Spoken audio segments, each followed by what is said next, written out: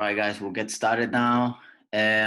So first of all, I'm super excited about what we're doing today. Like I said in the video that I sent in the Facebook group last week, I met with Coach Carlos. Like he actually called me and he gave me this great idea.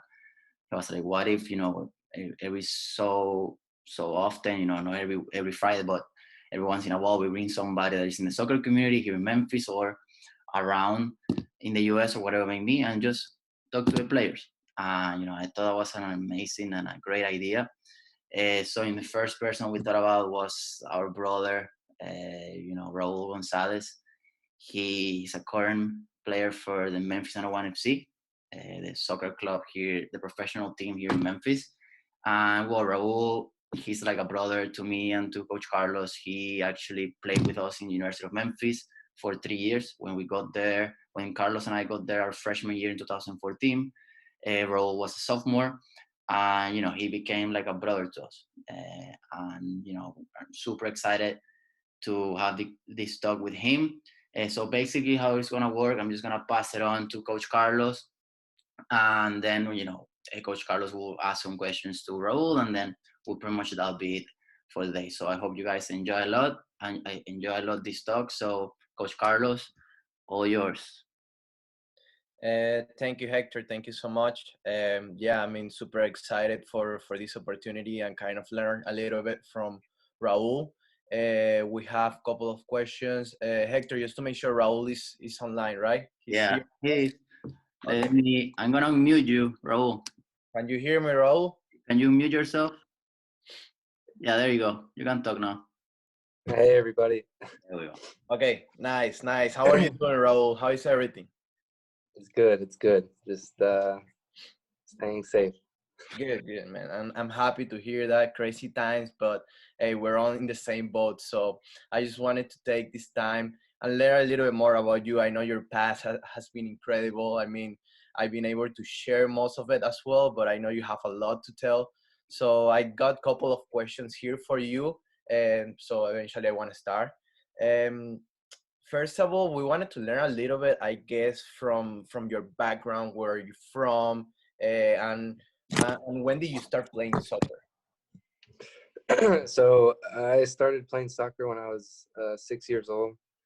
My first sport was baseball, and then I ended up playing soccer because that's what I had a passion for. Nice. And I started playing when I was 6 years old, and I was playing on a couple club teams down in Ocean Springs, Mississippi. Okay. It's not a huge football, or it's not a huge soccer town or city. It's more surrounded by football. So I played there until my junior year of high school, and at that time, I wanted to play D1 soccer. And living in Mississippi, being surrounded by football schools, it was kind of hard to get noticed or seen by all these D1 colleges. So my junior year, my family and I, we made a decision to go to IMG from Mississippi. My senior year, and that's where I met Coach Carlos, and that's where I met him. That's where we started our friendship, and we both had really good seasons at IMG. One big reason I went there is because they went to big tournaments where all these D1 scouts and D1 coaches are, because that's the goal nowadays is where can you present yourself to get seen by coaches. Nice. And give yourself a... Now let me ask you this. I know you were saying that growing up it was kind of tough because soccer was not the main sport where you grew up. So tell me a little bit more about that. Who was your biggest influence? What made you fall in love with this game, especially going through a tough environment that is not well known on soccer? I just, at first it was the love for the sport. I just really loved the fact of scoring a goal with your feet. I just wanted to juggle all the time. I wanted to play all the time. I just had a really big passion for it. Nobody forced me to do it. Yeah. And I just kind of knew when I was at a younger age that regardless of the sports and everything around me, I wanted to play at the next level. Nice. And kind of try to do whatever it took to get there. Nice. No, I mean that's really good answer, and I actually feel really identified with you. I feel like I relate to you as well, on that side. And you were mentioning that you go to IMG. How did you get there? How was the process in general? How did you find the level to be in there? I mean, I remember because we shared that time, but I want to learn a little bit more of how you feel. Yeah, I mean, I didn't really know much of IMG. I had a couple of friends that played in Mississippi that one had went pro at 16 for Chicago Fire. The other two were on the national team for the under 18s. And one of those guys, his name was Marlon. He plays in MLS right now. He went to IMG. Right. Um, he was a year older than me, so I had asked him how it was, and he had mentioned my name, and that's how I had got connected to IMG. Because when my junior year was coming to a close, I needed to present myself more to coaches to get to a D1 school, and at the time, academies were the way to go. Right. Right. No, And definitely great answer. I mean, that answers that. Now that was eventually the steps for you to get IMG. Now, can you tell us a little bit more of how was your life at IMG, like throughout the process of your senior year, and eventually what happened there? Was it a turning point for you, something meaningful for you? yeah, I really, my whole lifestyle and just life and perception of soccer changed when I went to IMG. Um, in club soccer in Ocean Springs and multiple places, training was only 2 days a week. When I went to IMG, every morning you wake up at 6:30, training at 8 every day. Then you have weights 2 times a week. That was a new adjustment for me because I wasn't used to everybody being at practice when they're supposed to be at practice, or Raul, every Raul, train. sorry to interrupt you, but how old were you when you started doing that, like training every day and stuff, waking up early? I was 17, 18, just Okay, turned 18. 17, Yeah, 18. Okay. 17, 18, 17, 18. And so every morning we'd wake up. It was 5 days a week training with a game on the weekend, and that was very new to me. And being there, I learned a lot. Um, just not along with soccer, but you'd wake up, you'd go to training, and in training, you would really they're more specific as to how they want you to play and tactics and how to become a better soccer player. That's why they have you train 5 days, 6 days a week, Right. and then they put you in places um, to where other coaches that you want to go, a place you want to go. Um, all the coaches they would help contact. Just the connection and whole atmosphere is just really good there. And as well as school, I didn't attend the school on campus, but Carlos attended the school on campus. It just really is a Disney World of sports. They really prepare you and perfect your craft so that you can go on to play college or wherever you want to do. It's, I wouldn't say strictly business, but you're there to play Right. your sport as Right. a Right. school. No, perfect. I mean, great answer. To be honest, I miss those days. Great team we had. I Yeah. mean, one of the best team that I have played with. One of the best teammates as well. And now you were talking a little bit of why you actually decided to go to IMG and play for academy and just get seen by coaches, especially that it was your last year. So how did you get recruited to Memphis? I mean, I know it's been a long time ago, but can you tell us some things Mhm. that you remember doing or basically going through?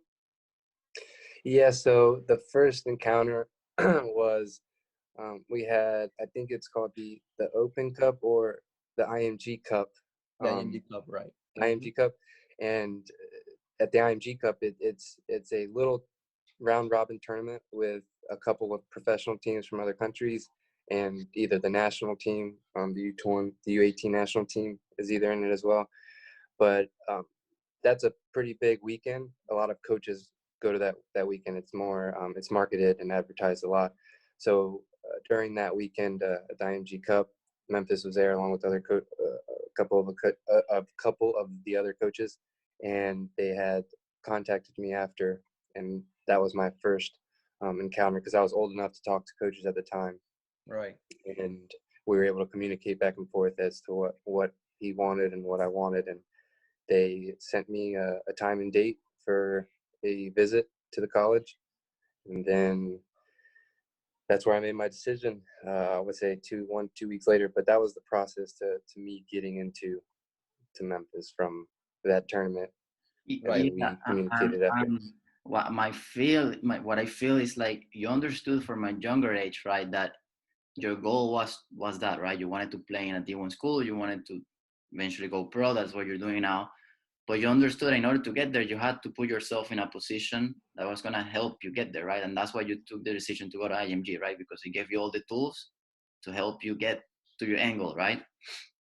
Yeah, and in high school, I mean, I loved, to hang out with friends and go to the proms and homecomings. But I knew the last year, if I wanted to reach my goal and dream, I had to sacrifice um, those things to move away to get into the Division I school. Right. No, I mean I guess that's a great way to finish with that question. I mean, you eventually understood from early age that you have to maybe sacrifice some things in order to get a big reward for you. And look, it has paid very well for you. And eventually now you see that it was just baby steps to that end result that you wanted to get. So that's good, man. I'm proud of you. And I mean, that's key that you understood that process. Now, you were talking about transitioning, getting recruit. You gave us basically all those good points. What was your main difference from the development academy from your last year at IMG compared to your first years in college? I mean, because I remember you were faster, strongest on the team. Uh, and that was one of the things that I struggled with. So I actually would like to hear your point as well. The transition and the differences, I would say now IMG was tough too. We had a great year. The coach we had really, we did a lot of fitness and trainings were tough, Yeah. so I feel like when I transitioned into college, I was well prepared. Now, if I would have transitioned from my club team in Mississippi, where we trained 2 times a week, it would have been a huge change in how I went about practice and everything. But since I went to IMG, went to the academy, every day I'm training. Every day we're looking at the soccer world. I went into college a little bit more prepared to where the difference wasn't so much. Right. And I would say having to train for 5 days a week was probably the biggest help going into college, because college is train every day, then you got school, so you work. You got to learn how to balance those things. And Right. Right. No. IMG is the same. IMG, you go to school, you play soccer, so it kind of gets you prepared for. Right. 100% with you. And I mean, it's easy for me to again relate with you because I went through that same process and I realized the same thing. If I had stayed in Venezuela, boom, same thing. I would have feel completely different coming from just playing once a week and practicing twice a week. So no, I completely agree with you. No, Now, I when you, feel like uh-huh. say Thunderbook, and I feel like the level, of course, at IMG was really good, so your transition was better. But also what you mentioned, like the routine of playing every day, school, then you had to do homework, then you got to study, and since you've done that, the year before you did it, then your transition was easier, and I'm 100% sure that helped your performance on the field. I mean, at least with me, I didn't go to school here in the US. I finished school in Venezuela, but I was training every day, similar schedule as you guys, and that definitely helped me for sure. Like the level, of course, probably different, but the routine, in terms of the routine, I think Yeah, definitely helped by that transition of train, school, study, train, school, study, train, school, and that helps for sure. But yeah. Perfect. No, yeah, and just trying to go back. I mean, I remember you had a lot of up and downs, like every player has throughout their career. I can personally say that, and a lot of players will go through that. But what was your breakthrough year that that you had in Memphis? my breakthrough year in college was I would say my junior year. My freshman year, I had a really good year. I got some awards and um, I'd gotten some really good minutes and whatnot. And in my sophomore year, I didn't prepare enough to play the way I wanted to my sophomore year. Um, After the sophomore year, then went into junior year, I was a little bit more focused in between sophomore and junior, because, like I said from the beginning, I wanted to become a professional soccer player. And after my sophomore year, I was really focused on how I can have the best 2 years of college to set myself up later on. So then junior year came. I worked hard the off season. Um, I had scored a decent amount of goals. I gotten some awards, and I did pretty well Good. to set myself up for my senior year. Now the adversity came when I had torn my hamstring my senior year, after our second game, Yeah. and this was a lot of pressure on me because my dream and my goal felt like it was washed away a little bit because the season is only 3 months. My hamstring injury was gonna be at least a month or so before I can get back on the field. So that, through the adversity of that, I was kind of struggling, but I still knew in my head that I'll do whatever it took to get to the next level. Um, with the last couple games, just trying to keep a positive mentality. Perfect. No, I mean, I guess that also answered my next question of how you felt after you graduated, basically. Now, we really want to learn a little bit more about your transition from the university to professional. How was that? I mean, I heard from different type of people, and every time it's different. So I'm actually curious to hear from you. Yeah, of course. After the last game we had of the season, I wasn't sure of the process and exactly, speaking with coaches and whatnot, they guide you as to what to do and who to talk to.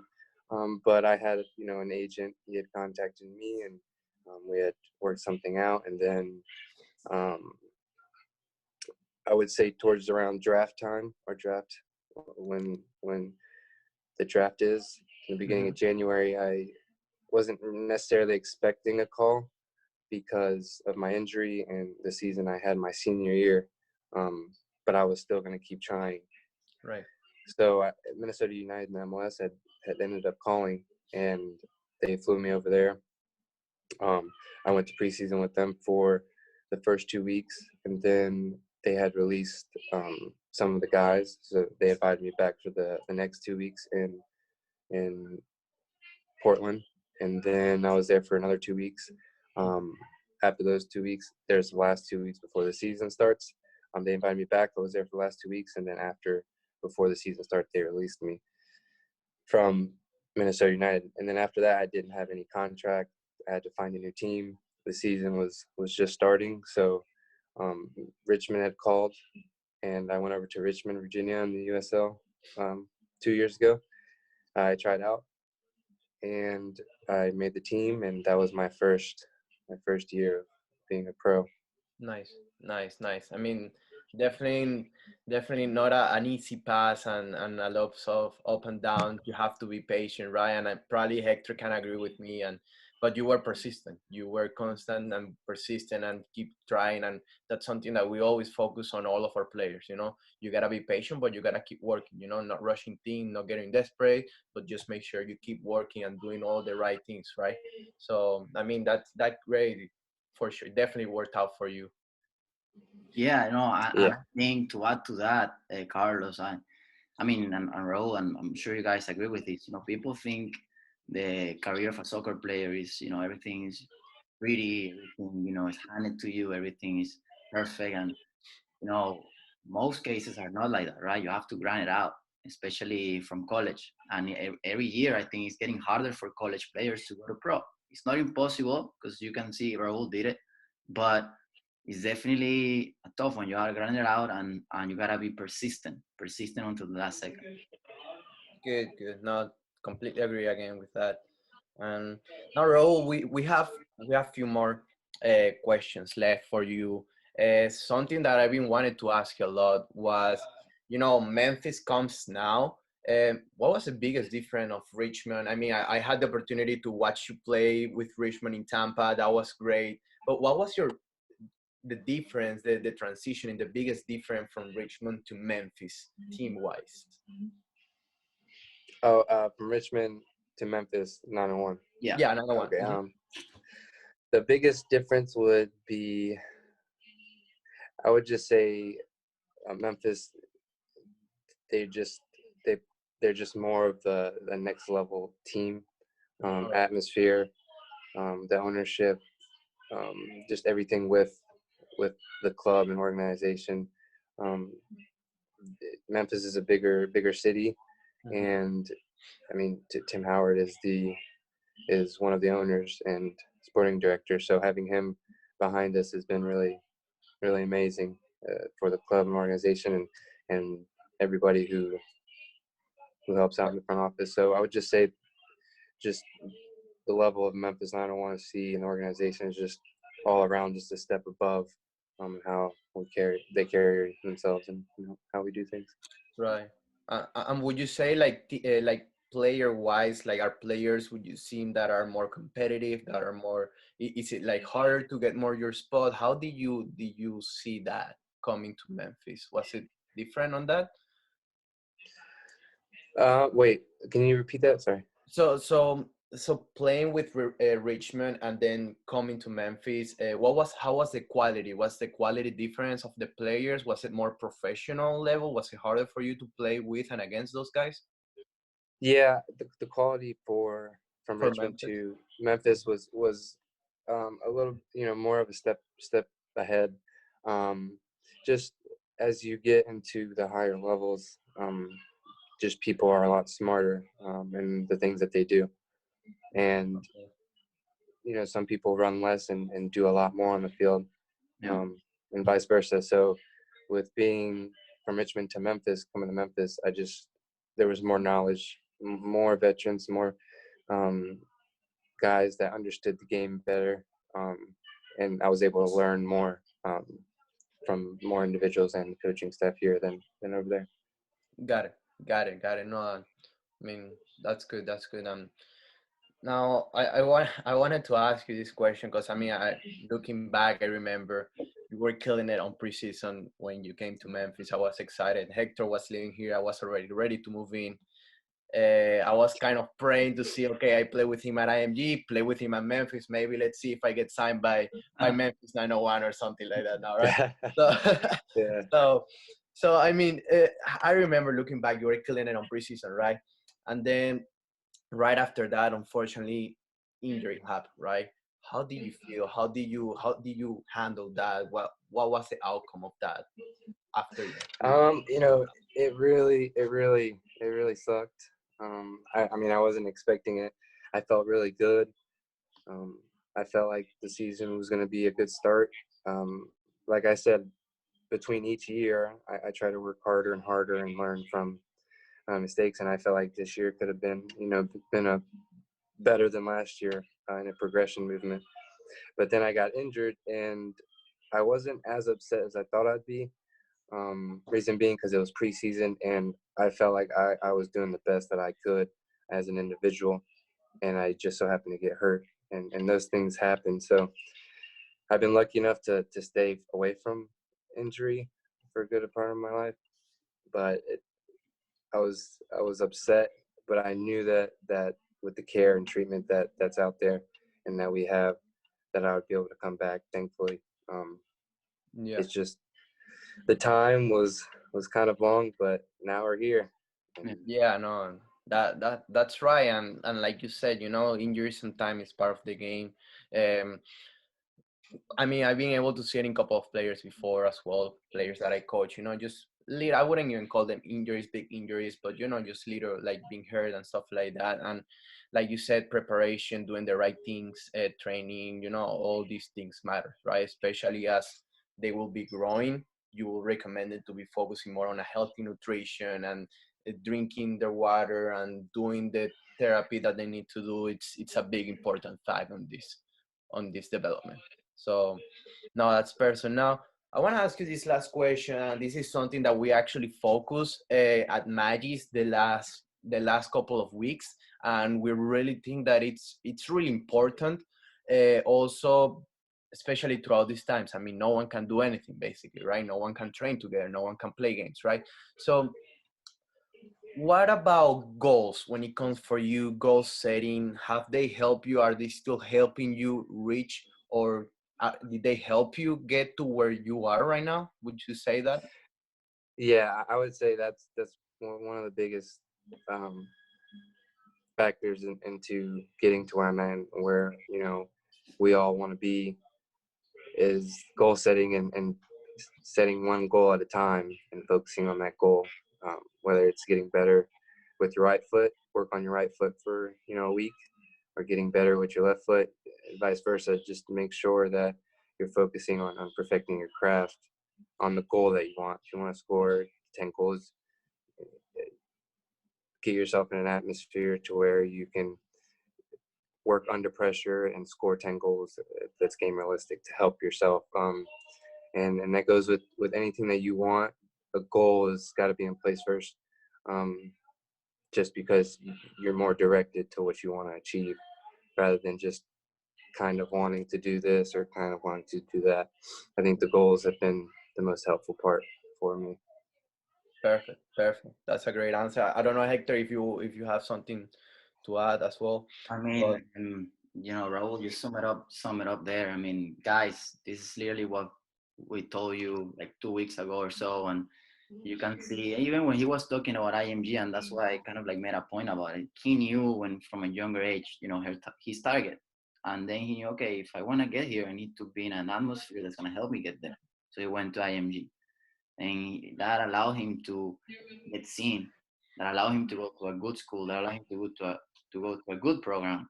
So he went to Memphis, and after Memphis playing pro, and not even that, he's playing the professional team in the same city he got recruited, Memphis. So none of that maybe would have been possible if he didn't set that target of I need to get seen, right? So just like we talked, you have your big goal, and I believe Coach Carlos said this: you have your big goal, but in order to get to your big goal, you need to have smaller goals that are going to help you get there, right? So, well, just to close it out, Raul, I mean, just thank you so much for your time. I mean, I opened up at the beginning. You're like a brother to us, and extremely thankful Yeah. for your time for doing this. It means a lot more than you can imagine. And well, I'm super super excited to see you play soon. I mean, you haven't had the chance to definitely, make your official debut, and Yeah. I'm sure I'm speaking on Carlos' words now. Carlos' behalf, we're so excited to see you in the field, and we encourage everybody in here in the call to support Raul. He's a great guy, super friendly, amazing soccer player. So man, you just wish you the best, man. And thank you again for doing this. Thanks, bro. Thanks, best of bro. luck. Best of luck, Raul. Take care. All right. Awesome, guys. See you soon. Bye.